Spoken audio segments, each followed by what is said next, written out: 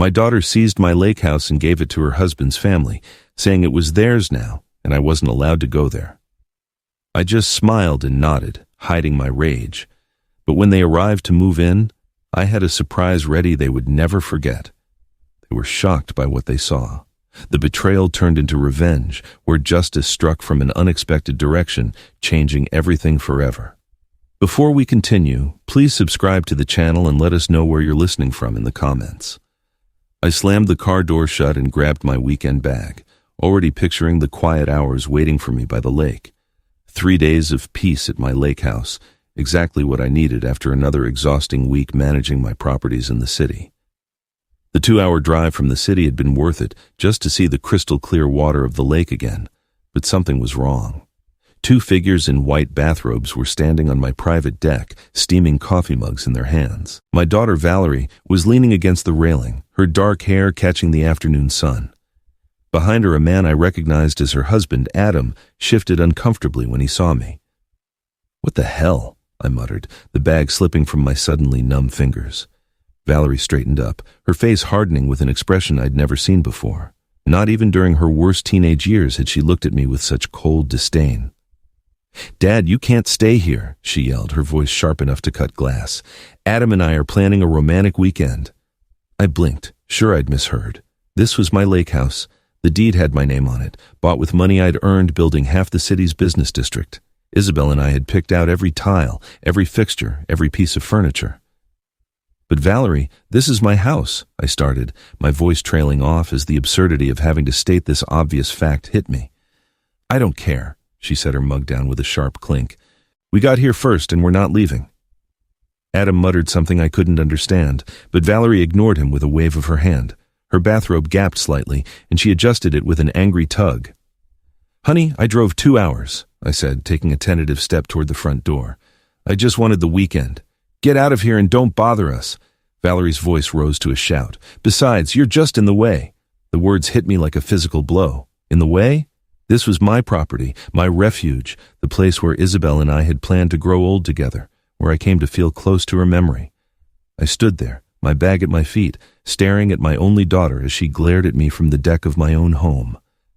Adam was looking everywhere but at me, his face flushed red above the collar of his robe.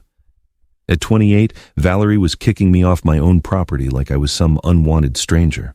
The little girl who used to climb onto my lap for bedtime stories, who called me daddy until she was 16, who sobbed in my arms at her mother's funeral. Isabel's voice whispered in my memory. "Be patient with her, Art. She's still processing her grief.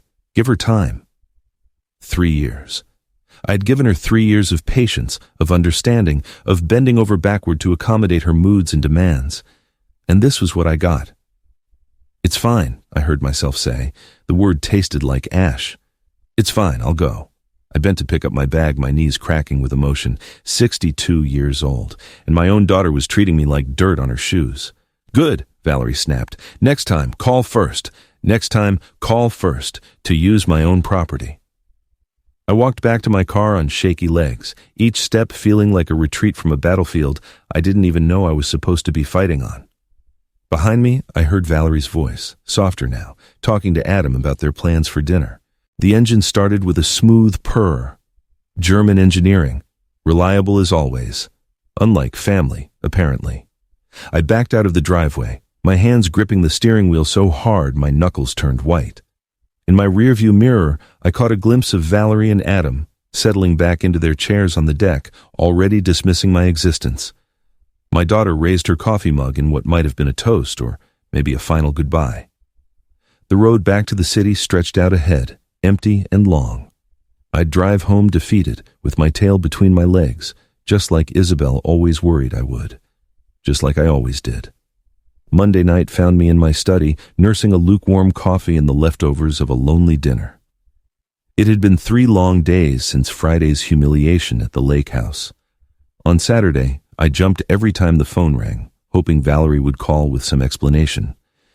Sunday brought the uneasy realization that maybe I always gave in too quickly.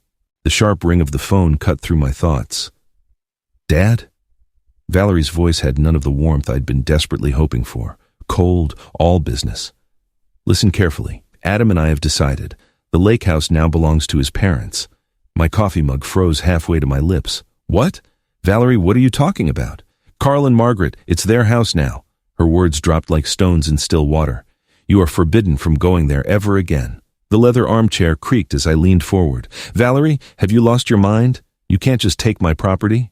Actually, I can, and I am. Her voice sharpened to a razor's edge. You barely use it anyway, and they desperately need a decent place to live. 30 years of 12-hour days building my construction company flashed through my mind. Every fight for a permit, every difficult client, every sacrifice Isabel and I had made to afford that dream house by the lake. It's my house. The words exploded out of me with surprising force. I worked 3 decades to buy that place. Valerie's laugh was humorless. You're being ridiculously selfish after everything we've done for you since Mom died. Something snapped. Everything you've done for me? My voice rose to match hers. I paid for your wedding, your car, your college loans, the down payment on that luxury apartment. That's what parents do, she cut me off. Besides, you're old and alone now. What do you need a big house like that for? Old and alone. The phrase hit like a physical punch, but instead of crumbling, I felt something harden in my chest. Isabel's gentle voice whispered from memory about patience, but Isabel had never heard her daughter speak with such calculated cruelty. Those are Adam's parents, Valerie. Complete strangers to me. They're family now, and unlike you, they'll appreciate what they're getting. My grip on the phone tightened until my knuckles turned white. No. The silence stretched between us. I could practically hear her shock crackling over the line. What did you just say? I said no, Valerie.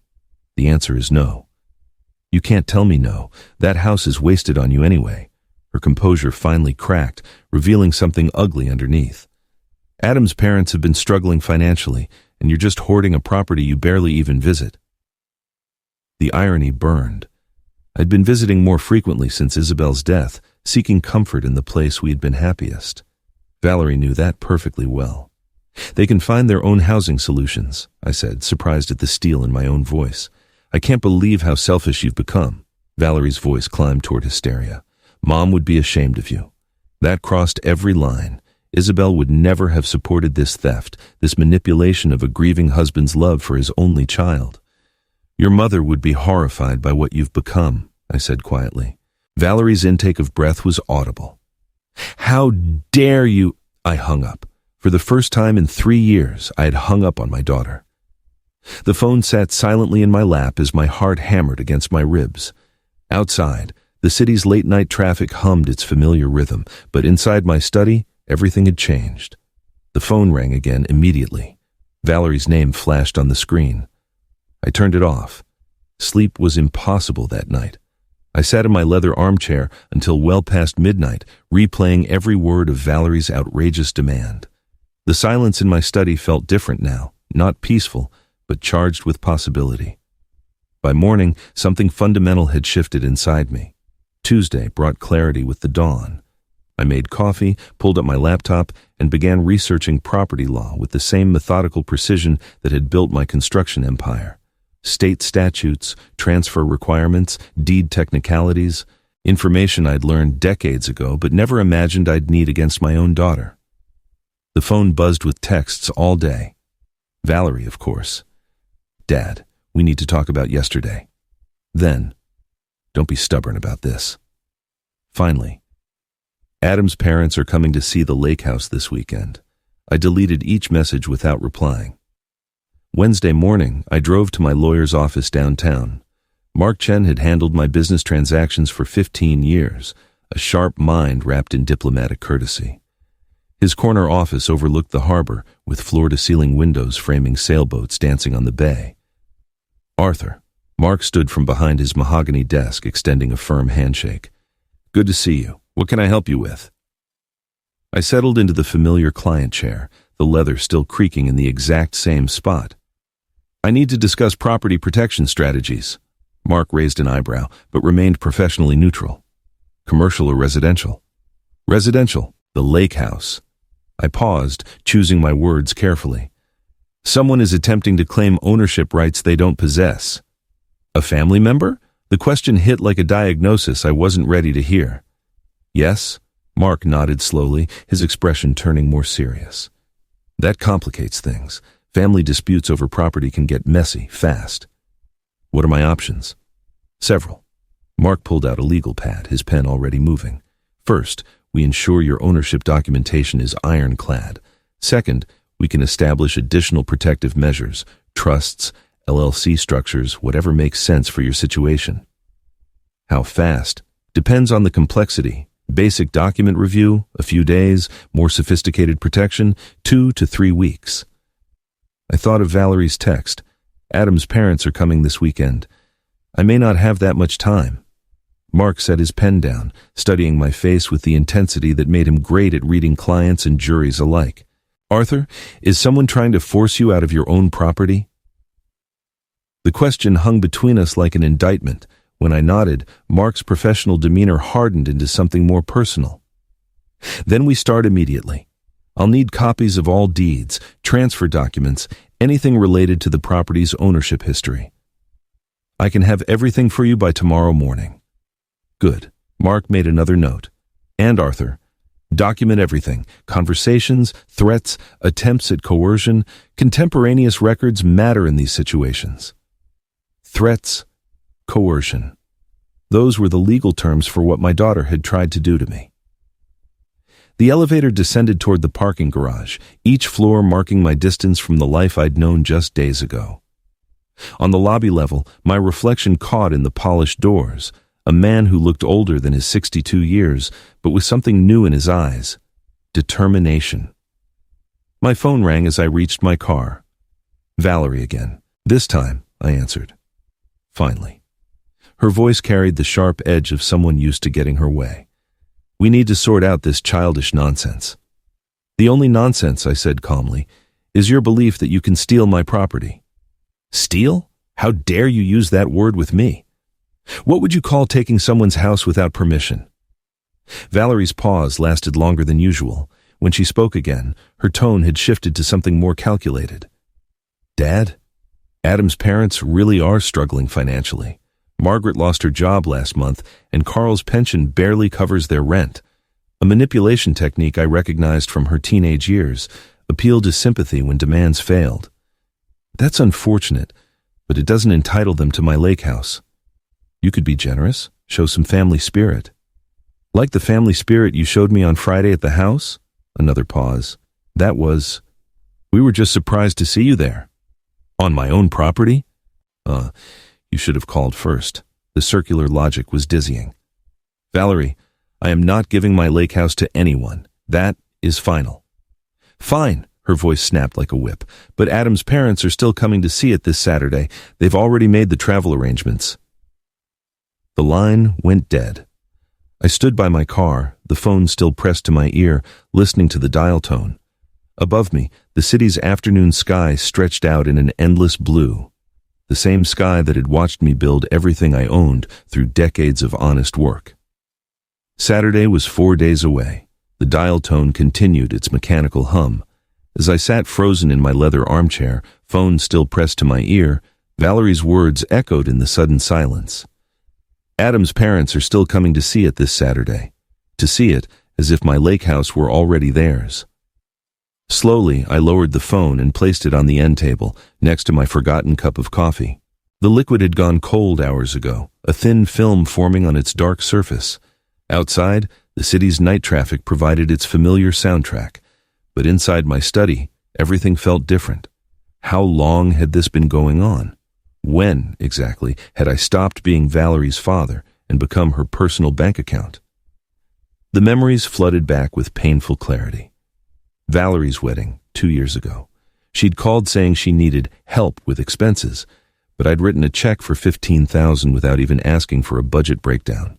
The casual way she'd accepted it, like I was an ATM dispensing expected cash rather than her father making a significant sacrifice. Then, the trouble with Adam's car 8 months later. Dad, we just really need reliable transportation, Valerie had said. Her voice hitting that particular note I'd learned meant another request was coming. $25,000 for a new SUV, bought and delivered within a week. Adam had shaken my hand enthusiastically, but Valerie had barely looked up from her phone when I handed her the keys. Isabel's voice whispered from memory. Be patient with her, Art. She's still processing my loss. But Isabel had been gone for 3 years, and Valerie's processing had morphed into something else entirely. Something that looked suspiciously like a calculated exploitation of a grieving father's desperate need to maintain connection with his only child. I stood from my chair, my legs stiff from sitting motionless for too long. The walls of my study displayed decades of business achievements, awards, photographs with clients, framed contracts from major construction projects, evidence of a man who had built an empire through careful negotiation and strategic thinking. So why had I become a pushover in my personal life? The answer sat in a silver frame on my desk, the photograph of Isabel, taken during our last vacation at the lake house. She was laughing at something I'd said, her graying hair catching the lake's sunlight. In the 3 years since her death, I had said yes to every one of Valerie's demands, terrified that saying no might drive away the last family I had left. But family doesn't steal from each other. Family doesn't manipulate grief into a financial opportunity. Valerie's grad school expenses had totaled nearly $40,000 over 2 years. I'd paid every bill without question, even as she switched her major twice and extended her program. Her thank you calls had gotten shorter and less frequent, finally disappearing entirely, except when she needed something else. Pattern recognition, a skill that had served me well in construction bidding wars and contract negotiations. I applied the same analytical approach to Valerie's behavior, and the pattern became crystal clear. Each request had been larger than the last. Each expression of gratitude had been smaller. Each interaction had felt more transactional, less personal. I thought I was being a good father. Instead, I'd been training her to see me as a resource instead of a person. The wall clock struck 8. Its chimes rang sharp in the quiet room. Adam's parents would be arriving at my lake house in 4 days, expecting to claim ownership of a place that had cost me 30 years to earn.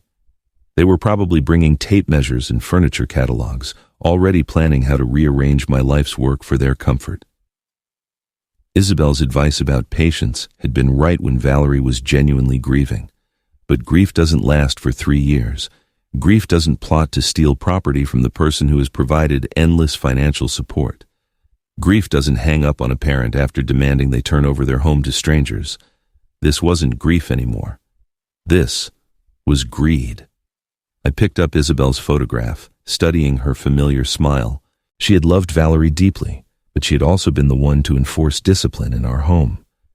Isabel would never have tolerated this level of disrespect, this casual dismissal of my rights and feelings. What would you want me to do? I asked her image quietly. The answer came back immediately in my own voice instead of hers. Stop being a victim. Sleep was impossible.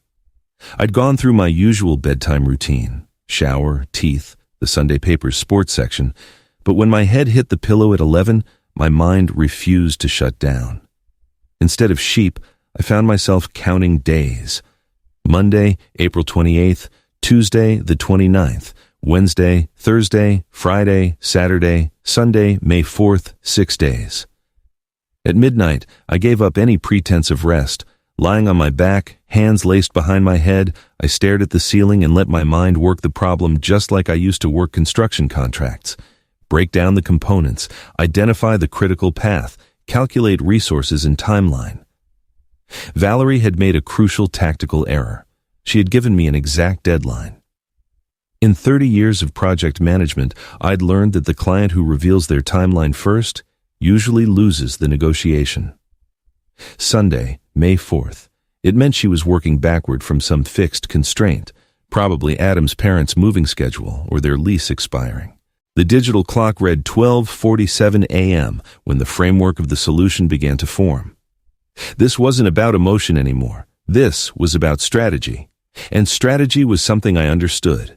Every difficult client, every impossible deadline, every contractor who tried to squeeze extra money, they had all taught me valuable lessons about human nature and leverage points. Rule number 1. Never negotiate from desperation. Valerie assumed I was desperate to preserve our relationship, which had been true for 3 years. But desperate men don't hang up on their daughters. Desperate men don't hire lawyers. Rule number 2. Information advantage wins deals. Valerie thought she knew everything about me, the grieving widower who couldn't say no to his daughter's demands. She had no idea about my conversation with Mark Chen, no knowledge of the document review already underway. Rule number 3. Timing is everything. 6 days felt rushed from her perspective, probably leaving little room for contingency planning. From my perspective, 6 days was more than enough time to prepare something elegant. I thought about Frank Morrison, the developer who tried to push me out of the waterfront project back in '98. Morrison had used intimidation tactics, threatening lawsuits, spreading rumors about my company's reliability. Sounded familiar. I let him think his strategies were working while I quietly secured contracts with 3 of his biggest subcontractors. When his project timeline collapsed, I was ready with solutions at premium rates. The parallel was almost perfect. Valerie thought she was pressuring me into surrender. Instead, she was giving me time to build the perfect trap. My phone buzzed with a text. Valerie again. Of course. Dad, Adam's parents, found a moving company for Sunday. Please don't make this harder than it needs to be. The presumption was breathtaking. She had already arranged the move-in for my property. The sheer audacity actually impressed me from a business perspective. You always act like the deal is already closed, even when you're bluffing. But I'd seen this play before. Tony Castellanos had tried the same tactic in 2003, showing up at my office with architectural plans for modifications to a property he didn't yet own. Tony had learned an expensive lesson about the difference between confidence and property rights. Valerie was about to learn the same lesson. I deleted her message and set the phone aside. My mind was churning through possibilities now, the same methodical process I'd used to turn a small contracting business into a multi-million-dollar firm. Resources, timeline, desired outcome, and acceptable losses. Resources, substantial financial assets, legal representation, 30 years of business relationships, and one crucial advantage Valerie didn't know about, my neighbor Dario's technical expertise. Dario owed me a favor from last winter when I helped him deal with a flooding issue in his basement. Timeline, 6 days to implement. Execution on Sunday. Desired outcome. A complete reversal of Valerie's power position, not just stopping her theft, but ensuring she understood the consequences of treating me like a victim. The clock ticked past 1:23 a.m. when I finally smiled in the dark. Isabel used to say I had a ruthless streak that emerged when someone pushed me too far.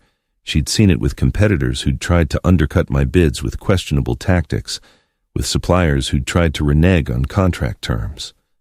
You're too nice 95% of the time, she'd told me once, but that other 5% is absolutely terrifying. Valerie had never seen that 5%. She was about to get a masterclass. By 2 a.m., the basic framework was solid. Tomorrow, I'd talk to Dario about the technical aspects. Wednesday, I'd finalize the details with Mark. Thursday and Friday for prep and positioning. Saturday night, I would drive up to the lake one last time, as the accommodating father Valerie expected me to be. Sunday morning would bring a very different Arthur to the lake house, one she had never met before. Tuesday morning brought the clarity that only decisive action can provide. I was up at 7, feeling more energized than I had in months. I showered, made coffee, and walked over to Dario's house at exactly 9 a.m. My neighbor opened the door in his usual work-from-home uniform, faded jeans and a t-shirt from some tech startup. Behind metal-rimmed glasses, his eyes had the slightly unfocused look of someone who'd been staring at code for hours. "Arthur, everything okay?" Dario stepped aside, motioning me into his home office, where 3 monitors displayed scrolling lines of programming text. "Actually, I need your help with a creative technical project." I settled into the chair by his desk, noting the impressive array of gadgets and wires that filled every surface. Dario's eyebrows shot up with interest. "I'm listening. What kind of project? You've definitely got my attention." "Smart home? Something with motion sensors, voice assistants, maybe some lighting effects?" I paused, gauging his reaction. "A surprise? For some unexpected guests?" "Oh, this sounds fascinating." Dario swiveled his chair to face me fully. "Like a haunted house setup? Smart home integration with theatrical elements?" "Close enough, exactly. The kind of thing that would really make an impression." Dario's grin was infectious. "Arthur, This sounds like something out of a horror movie. When do we start? 2 hours later, we were loading Dario's SUV with enough tech to outfit a small research facility. Motion detectors, programmable LED light strips, wireless speakers, hidden cameras, water flow controllers, and a tablet loaded with home automation software. The drive to the lake flew by as Dario explained the possibilities. We can program cascading responses, motion triggers the lights, lights trigger voice responses trigger the water systems. The whole house becomes an interactive experience. How sophisticated can we make it? Sky's the limit. I'm thinking motion sensors in every room, voice assistant programmed with custom messages, lighting that responds to movement patterns. Dario was practically bouncing in his seat. We could even add facial recognition if you want to target specific guests. Interesting. Let's start with the basics and see how much time we have. We arrived at the lake house just after noon. Dario whistled appreciatively as we pulled into the driveway. Beautiful place, Arthur. Your mystery guests are in for a pretty special welcome. The setup process revealed Dario's true expertise. Within minutes, he had mapped out sensor placement throughout the house, identified optimal camera angles, and begun programming the tablet that would control it all. Motion detector here in the entryway, he explained, mounting a device no larger than a smoke alarm. The second someone steps inside, it triggers the living room lights to start this strobing pattern, while the voice assistant announces, "You are not the owners of this house. Please leave immediately." And if they don't leave? Dario's eyes twinkled. Phase 2. Movement in the living room triggers every faucet and shower in the house to turn on, full blast, plus the voice messages get more emphatic. We worked steadily through the afternoon. Dario ran wires behind baseboards, programmed response sequences, and tested each component with the precision of someone who truly loved a technical challenge. I assisted where I could, amazed at the sophistication of what we were creating. "The beauty of this system," Dario said, adjusting a hidden camera behind a bookshelf, "is that it's all completely legal. Motion-activated lighting, voice assistants, automated water systems, these are all standard smart home features, just creatively programmed." By 3 o'clock, every room contained at least 2 motion sensors wired to lighting effects that would blink and flash in patterns Dario described as deeply unsettling. The voice assistant had been programmed with increasingly aggressive messages triggered by continued motion detection. The water systems throughout the house would activate randomly after the initial motion trigger. "Let's test it," Dario suggested, tablet in hand. "Walk into the living room." I stepped through the entryway. Immediately, the lights began flashing in a disorienting pattern as the voice assistant boomed, "This property belongs to Arthur. You are trespassing. Leave now." Dario appeared beside me, grinning widely. "Keep moving."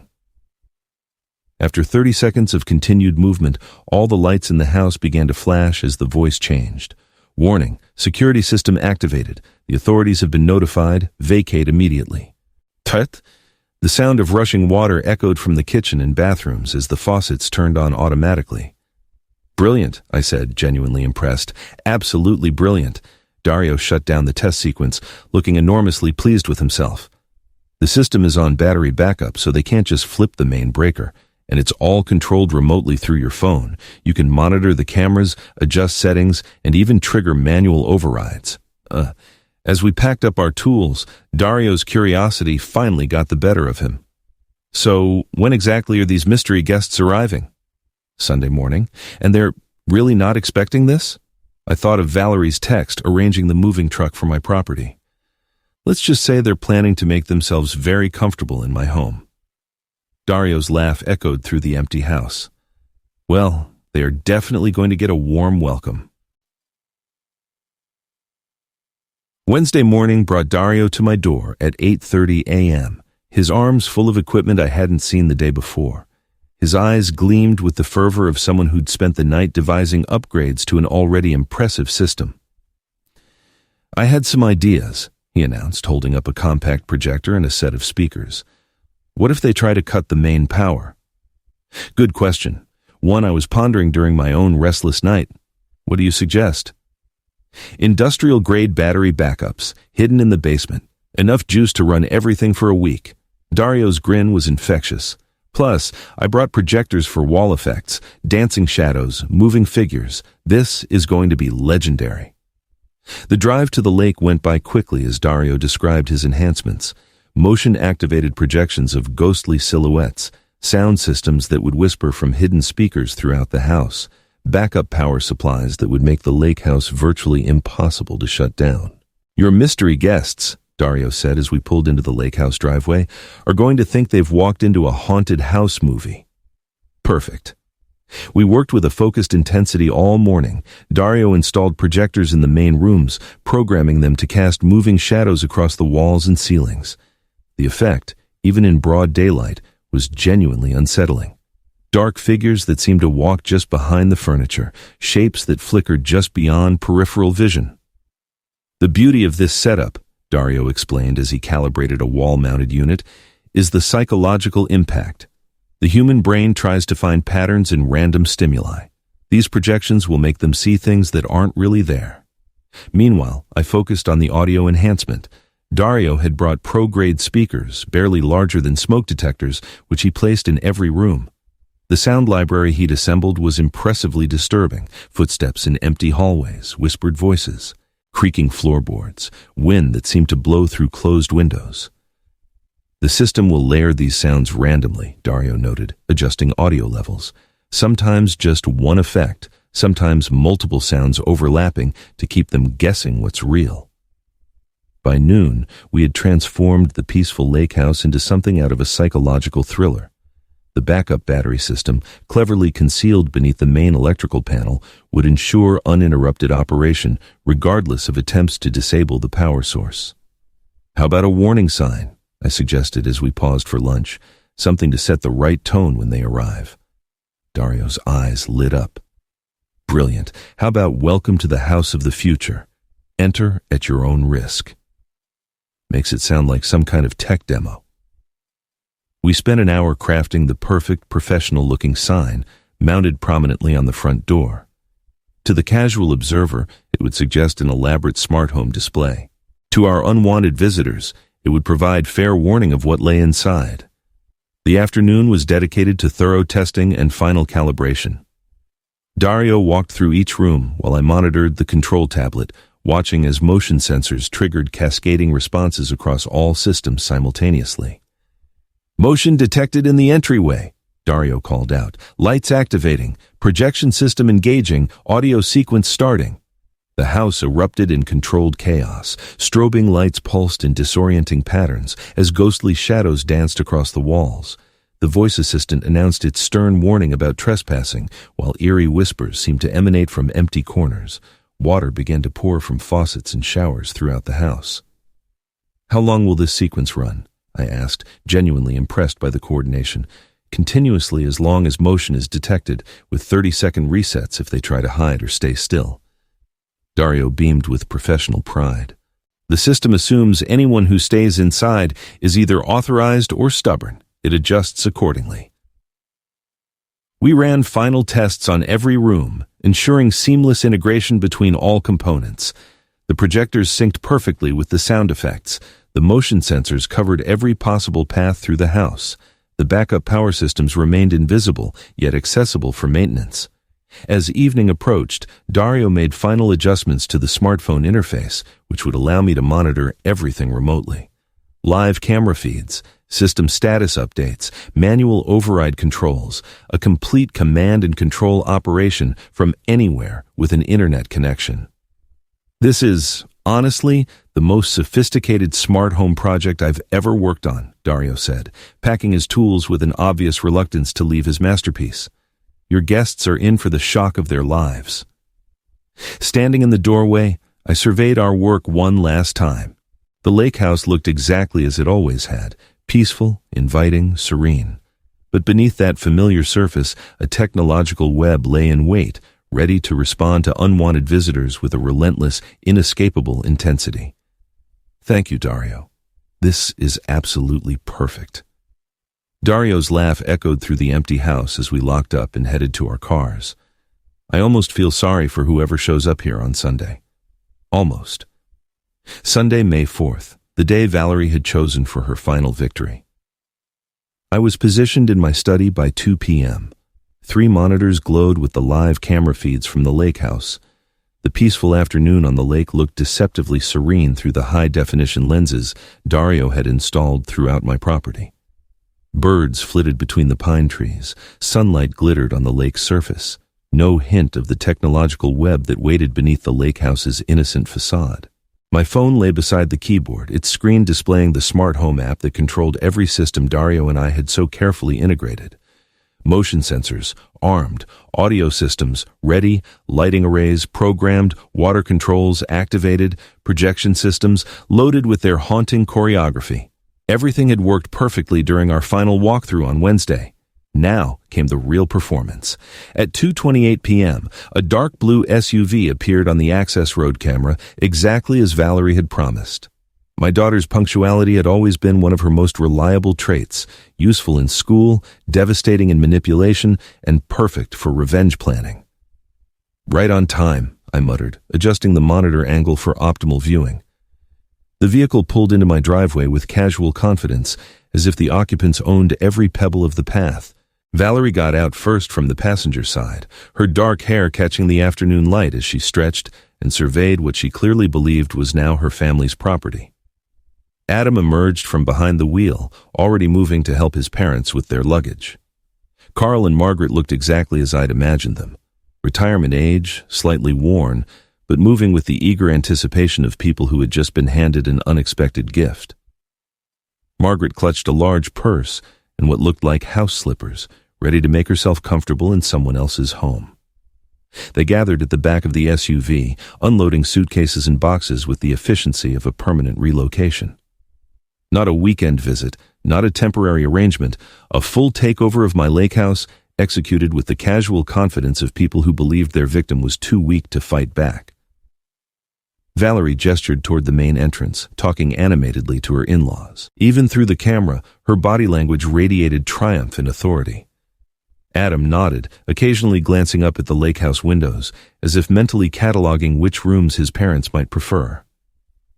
They approached my front door as a unified group, 4 people absolutely certain of their right to claim my property.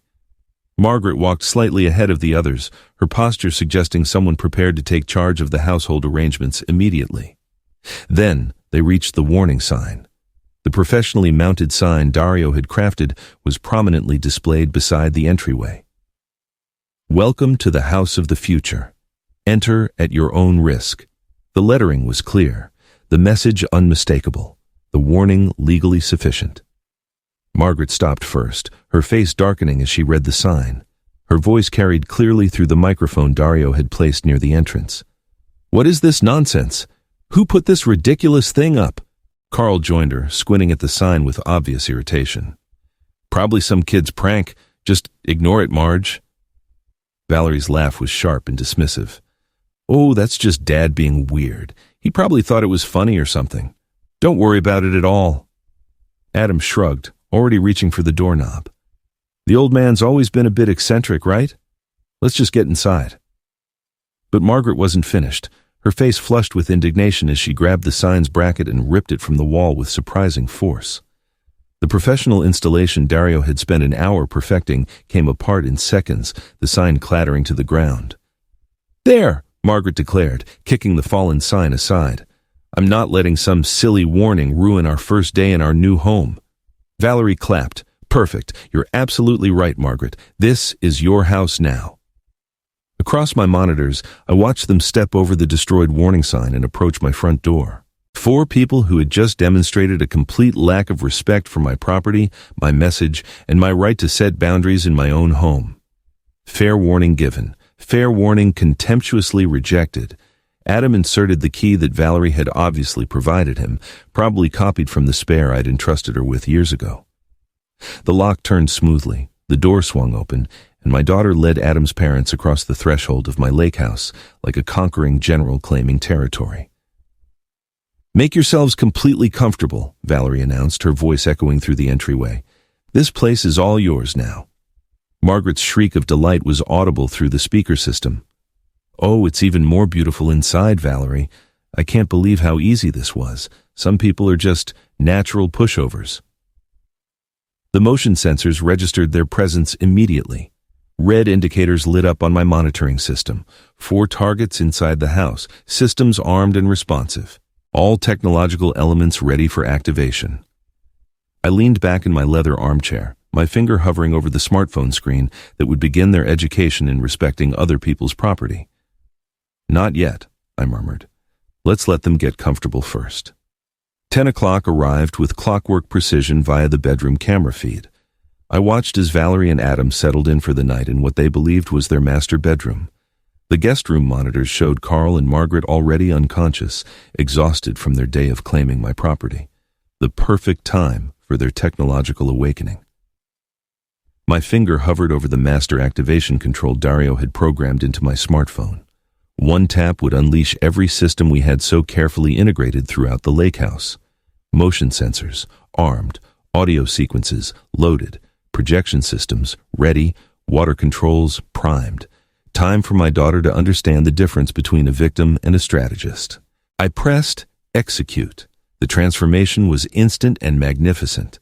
All lights in the lake house began to flash in coordinated patterns, rapid blinks of red, blue, and white that turned the peaceful bedrooms into disorienting nightclub environments. Simultaneously, water erupted from every faucet, every shower, creating a thunderous symphony of rushing liquid throughout the house. Valerie shot bolt upright in bed, her silhouette visible against the chaotic lighting. Adam thrashed beside her, both of them shouting questions that couldn't be heard over the technological assault. Then, the voice assistant joined the performance. "Attention! Unauthorized intrusion detected!" The announcement boomed from hidden speakers throughout the house. "You are not the owners of this house. Vacate the premises immediately." Through the guest room camera, I saw Carl and Margaret stumble out of their bed in terror. Margaret's scream was clearly audible through the audio feed as dancing shadows began to project across the walls, ghostly figures that seemed to gesture and move with unnatural purpose. "Carl, do something!" Margaret's voice cracked with panic. "I don't understand what's happening," Carl yelled back, his words barely audible over the rushing water and strobing lights. The beauty of Dario's programming became apparent as the systems cascaded in perfect coordination. Motion sensors detected their frantic movement between rooms, triggering additional audio warnings and intensifying the visual effects. The more they ran, the more aggressive the house became. Valerie appeared in the hallway camera feed, her hair disheveled, her confident demeanor completely shattered. "This is impossible! Houses don't do this!" Adam stumbled behind her, trying to reach what he thought was the main electrical panel. "Where's the breaker box? We have to shut this down." Gee.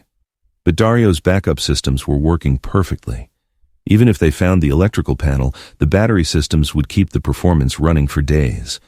The lake house had become technologically autonomous, responding only to my remote commands. "Warning, security protocols engaged," the voice assistant announced again. "Unauthorized occupants will be flushed out." Margaret appeared on the living room camera, her face contorted in terror as the projector-generated shadows danced around her. "This place is haunted. We have to leave." The door-locking sequence engaged just as Adam reached the front entrance. Dario had programmed a 30-second delay, not long enough to trap them, but just long enough to create claustrophobic panic. Adam yanked frantically at the handle. "The doors won't open! What kind of system is this?" Across my monitors, I watched 4 people who had confidently invaded my property, now reduced to terrified, confused victims of technology they couldn't understand or control. Valerie, who had dismissed me as weak and accommodating, was stumbling through strobing lights as invisible speakers whispered around her.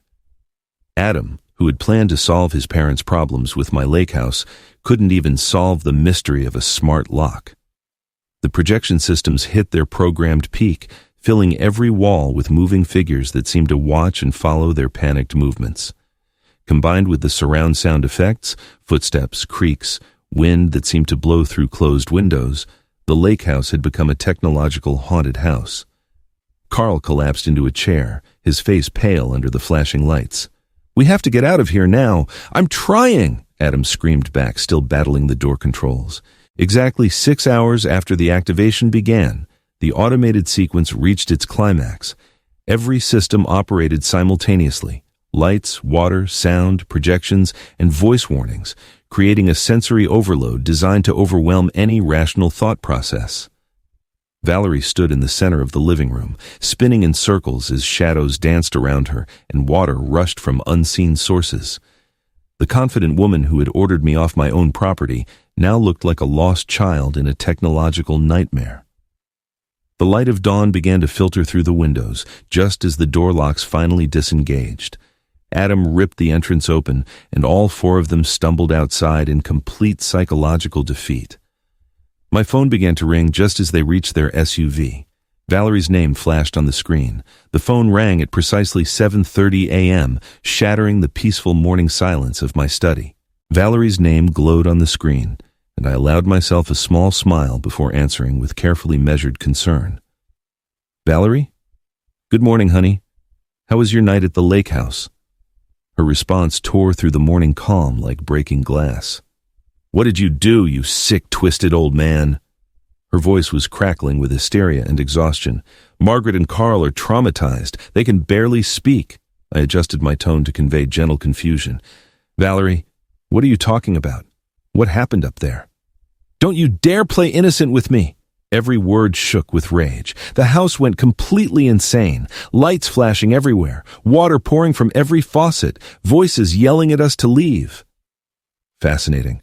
Dario's coordination had worked even better than anticipated. "That sounds absolutely terrifying," I replied, letting genuine concern creep into my voice. "Did you call someone for help?" "We called the police," Valerie's voice broke. "They came at 6 this morning. They searched everything. They found nothing wrong. They said it was probably just some kind of technical malfunction." Perfect. The beauty of smart home technology. Completely legal. Entirely deniable. "Well, that's a relief," I said reasonably. "At least you know there was no real danger." "No real danger?" Valerie's shriek was so loud I had to pull the phone away from my ear. "We didn't sleep for 8 hours. Carl fainted twice. Margaret won't stop crying." I made sympathetic tsk-tisk sounds. "I'm so sorry you had such a frightening experience. These modern electronic systems can be so unpredictable." "Stop mocking us!" The desperation in her voice was almost musical.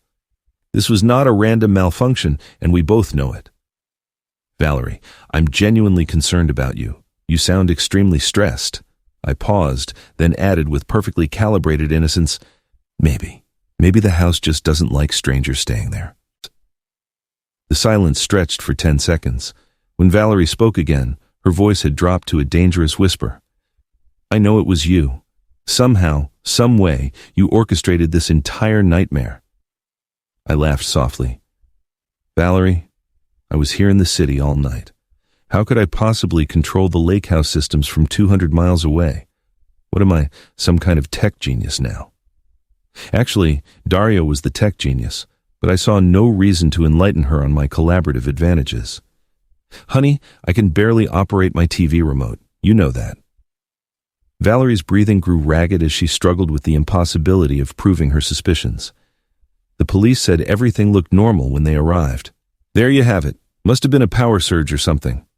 "A power surge that lasted 8 hours? That created voices and moving shadows?" I let a note of gentle worry enter my voice. "Valerie, are you sure you didn't? Imagine, some of these things, stress can cause hallucinations, you know." "Hallucinations!" The word exploded from her throat. 4 people had the same simultaneous hallucinations. Mass hysteria is a documented psychological phenomenon. Valerie's choked sob was clearly audible over the line. For 3 years, I had been the one making desperate calls, begging for understanding, receiving dismissive replies. The symmetry was deeply satisfying. "We're never going back," she declared, trying to inject strength into her shaky voice. "Never. The house is yours. We want nothing to do with that cursed place." "Probably wise," I agreed gently. "Sometimes houses do develop personalities, especially when they feel their boundaries have been violated." "You won't get away with this. We'll find a way to prove it was you." "Prove what exactly? That you had a bad night involving what the police determined was a technical malfunction?" "Tut." Valerie's silence stretched so long I wondered if the call had dropped. When she finally spoke, her voice carried the hollow quality of complete defeat. "I underestimated you." "You underestimated a lot of things, Valerie." This isn't over. Actually, I said quietly, I think it is. You got exactly what you asked for. A night at my lake house. I hope the experience was educational. The line went dead. I leaned back in my leather armchair, gently placing the phone on my desk next to the monitor still glowing with the feed of the empty, peaceful lake house. 8 years in construction had taught me that the most elegant solutions were often the simplest. Valerie had wanted to take my property through psychological manipulation and emotional terrorism. I'd simply returned the favor using superior technology and strategic patience. The phone began to ring again almost immediately. Valerie's name on the screen. I turned it off. Tuesday morning brought confirmation of my strategic predictions. Through the lake house camera system, I watched Adam's rental truck pull into the driveway at 10 a.m., loaded with locksmith equipment and an expression of confidence that wouldn't last long. From my study in the city, I observed him approach the front door with professional tools, clearly believing that changing a few locks would solve his lake house problem. The locksmith Adam had hired looked skeptical, even before examining Dario's integrated security system. Within 30 minutes, both men were scratching their heads in open confusion. "These aren't normal locks, sir," the locksmith's voice carried clearly over the microphone. "These are integrated smart home systems, biometric scanners, wireless connectivity, backup power supplies." Adam's face darkened as he studied the sophisticated hardware. "Can't you just replace them anyway? Not without reprogramming the entire security network." The locksmith packed up his tools with the efficiency of someone eager to leave.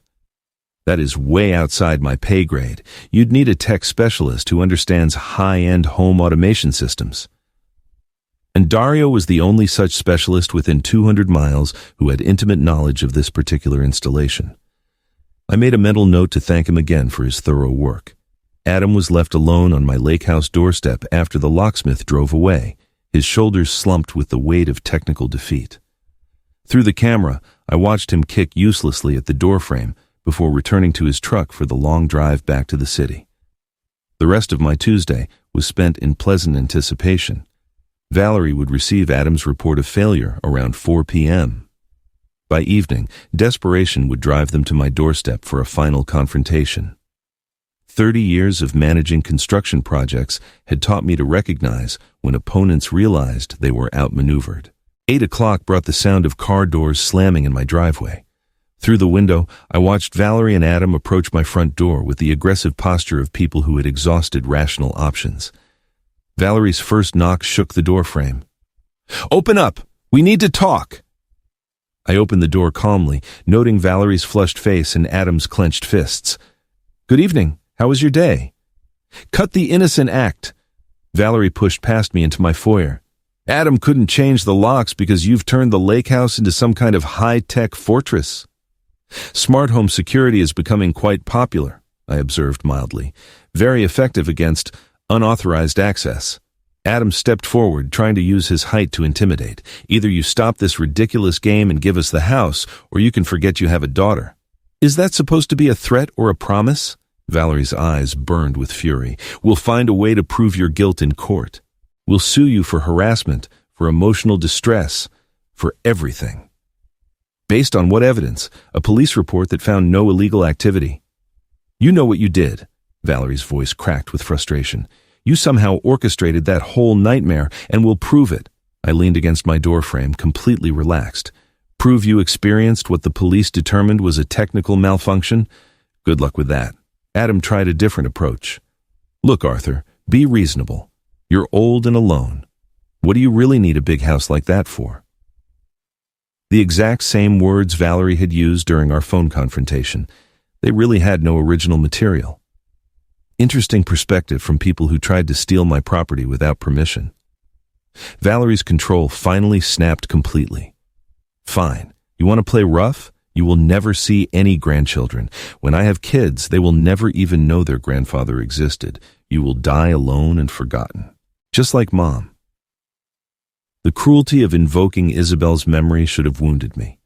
3 years ago, it would have sent me into tearful apologies and desperate negotiations. Now, it simply confirmed what I had already concluded about my daughter's character. Just like you forgot to ask permission before giving away my lake house.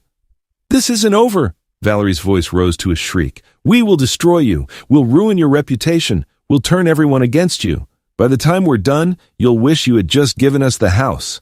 Adam nodded aggressively. She's right. We have friends, connections. We will make your life miserable. I studied their faces with clinical detachment. Valerie, the daughter I had raised and sacrificed for, now promising to destroy me for refusing to hand over my life's work. Adam, the son-in-law I had welcomed into the family, threatening social warfare because his parents couldn't steal my home. Are you finished? Both. Valerie stepped closer, her face contorted with malice. We're just getting started. You have no idea what we're capable of. Actually, I had a very clear idea. Their capabilities extended to psychological manipulation, attempted theft, and vicious personal attacks. But they had already deployed every weapon in their arsenal. And I was still standing. More importantly, they had just provided all the justification I needed for the final solution I had been contemplating since yesterday's phone call.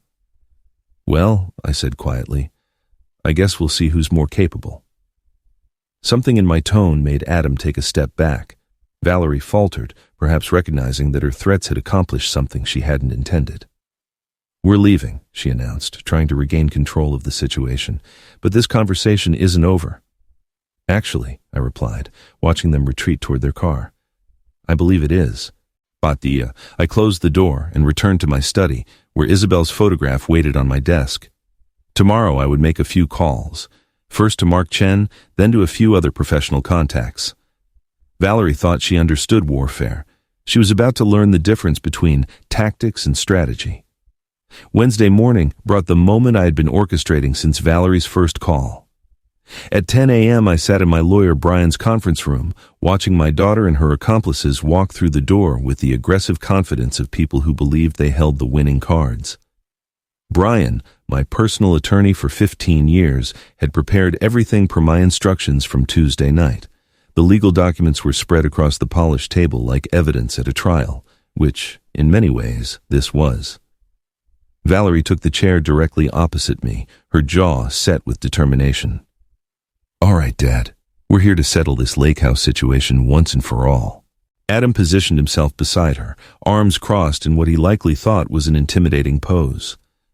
Carl and Margaret settled into chairs along the wall, their expressions a mix of hope and the lingering trauma from Sunday's technological ordeal. I appreciate you all coming, I said calmly. Brian has some important information to share. Valerie's eyes narrowed. Cut the formalities. We want the lake house transferred to Adam's parents immediately. No more games, no more delays. Actually, I replied, I'm afraid that's impossible. Adam leaned forward aggressively. Nothing's impossible if you just sign the papers. We've been patient long enough. You don't understand. I motioned to Brian, who cleared his throat with professional precision. I am no longer the owner of the lake house. The silence stretched for 10 seconds. Valerie's face began to change color. What does that mean exactly? Adam demanded. Brian opened the top folder on his desk. Mr. Martinez transferred ownership of the lake property to the Second Chance Foundation for Homeless Assistance. The transfer was completed on Monday morning and is completely legal. Valerie's voice cracked like breaking glass. That's impossible. You had no right. I had every right to transfer a property I owned, I said quietly. It's all legally documented and irreversible. Adam's confident posture collapsed. But we had an agreement. Valerie said the house was ours. Brian's professional tone never wavered. Mr. Martinez can only transfer property he actually owns. The foundation owns the lake house now. Valerie shot to her feet, her chair scraping against the floor. You can't do this to us. We need that house. You tried to steal it, I observed. This seemed like a more appropriate solution. Margaret's voice wobbled with confusion. What does this mean for us? Where will we live?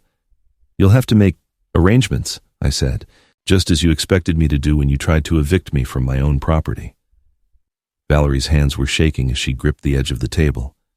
This is just spite. Pure revenge. This is justice, I met her gaze firmly. And it's permanent. Adam's face had gone ashen as the financial implications hit him. Our plans, our future. We were counting on that house to solve our problems. Perhaps you should have asked permission before making those plans. Brian spread additional documents across the table. The charitable transfer includes a life estate clause for Mr. Martinez as the donor. He retains full access to the property until his death. So nothing changes for you. Valerie's voice climbed toward hysteria. You still get to use it. Everything changes, I corrected. You no longer have any claim to it. Ever. Carl spoke for the first time, his voice small and confused. So, we get nothing? After all this? After trying to steal my property through psychological manipulation and threats? That's correct. Valerie sank back into her chair, the fight draining from her face as reality set in. When did you do this? Monday morning, immediately following your technological experience. The timing hit her like a physical blow. Monday, after the lake house incident but before their confrontation at my house, every threat, every demand, every cruel word had been meaningless from the moment she'd uttered it. Adam's voice was barely a whisper. You were always planning this. I was always planning to protect my property from people who thought they could take it through manipulation and intimidation. Valerie stared at the legal documents as if they might dissolve under her gaze. The charity thing, that's just a trick, right? Some way for you to keep control? Brian answered before I could. The Second Chance Foundation is a legitimate 501c3 organization. The transfer is genuine and irrevocable. So you win, Adam said bitterly. Is that what you wanted to hear? I didn't want to hear anything from any of you, but since you insisted on this conflict, yes, I win. Valerie's composure finally broke completely. You've destroyed our future. Adam's parents have nowhere to go. They can go anywhere, except my lake house. Margaret began to cry quietly.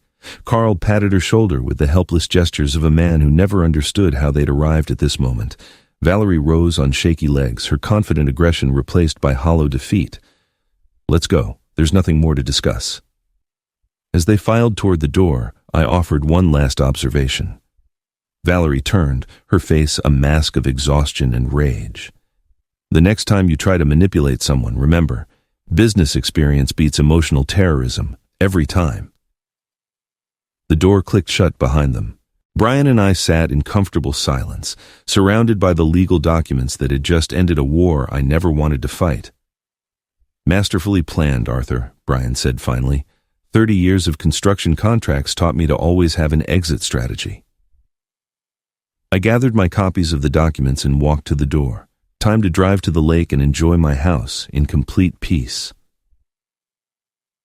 Thursday morning brought the first sunrise in 3 years that I was able to watch without fear or anger or defensive calculation. I drove to the lake through the spring landscape, feeling something I had almost forgotten existed. Simple satisfaction. The lake house greeted me with the silence of a home that belonged, once again, entirely to its rightful occupant. I used my key without looking over my shoulder. I stepped inside without listening for hostile voices. I walked through rooms that held memories of the recent technological war, but which felt somehow clean. My first task was restoration. Dario's cameras came down easily, their sophisticated mounting hardware yielding to basic tools and a determined purpose.